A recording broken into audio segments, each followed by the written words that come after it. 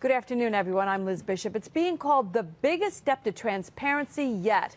Later today, the state's ethics board will release documents that show what each and every state lawmaker makes, both publicly and privately. But it's not just their financial statements that have good government groups so excited about these filings. And Capitol correspondent Pat Bailey is live in our Albany newsroom with details of what's in this report and what can we expect to see, Pat. And I'm wondering how the lawmakers are feeling about all this information getting out there.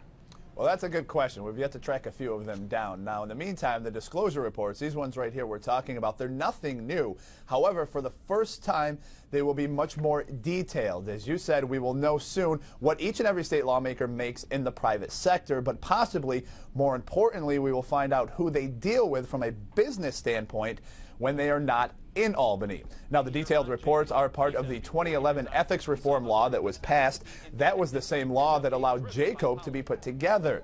Now, the New York Public Interest Research Group tells me this afternoon that these new filings will show just how dedicated lawmakers are to their outside business interests. NYPIRG says many of these scandals involving state lawmakers came when they tried to mix their private business dealings with what their obligations are here in Albany as state lawmakers. Now, the filings will mean that lawmakers will have to show not only what they do for a private company, but also attached to it just exactly how much they are compensated for their work with that private company. Now, perhaps the most glaring example of a lawmaker involved in a scandal where his outside business interests mixed with his ethical obligations at the state capitol was former Senate Majority Leader Joe Bruno. He, of course, is the one everybody knows about. However, just this year, there were many more. As you'll remember, Assemblyman Eric Stevenson was arrested for allegedly taking money from a group of people in his Bronx district who wanted an adult daycare center built. Stevenson was said to have taken cash in exchange for fast-tracking legislation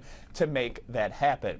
Now, the filings were supposed to be up around 11 o'clock on JCOPE's website. That still has not yet happened, but once, of course, they are made public, we will certainly post them throughout the day. Check our social media, and we'll have much more on it tonight at 5 and 6 o'clock, Liz. I would think that could be a website that would crash from all the activity in the course I can of the tell you day. right now that I can tell you right now there's a lot of journalists just keep hitting refresh as we speak. I would think that once people get wind that they can find out that they'll be, just the state. The voters will be on there as well. I'm wondering, though, is there any kind of oversight here, Pat, to check to see if the lawmakers actually give all the information that's required, or if, in fact, it's all factual, or is it just sort of the honor system? Yeah, certainly. And as I mentioned NYPIRG before, they're one of the good government groups that we normally talk to here about talking about transparency. And some of the reps tell me that that is a concern, of course, that the lawmakers, however, could be audited. Of course, they have a background check to see if everything is, in fact, factual. In fact, members from NYPIRG tell me recently the federal government has taken an interest in our state government here in Albany because of the recent scandals. I'll have more on that as well coming up tonight at 5 and 6. You've certainly piqued our interest. We'll be following it very closely. Thank you very much, Pat.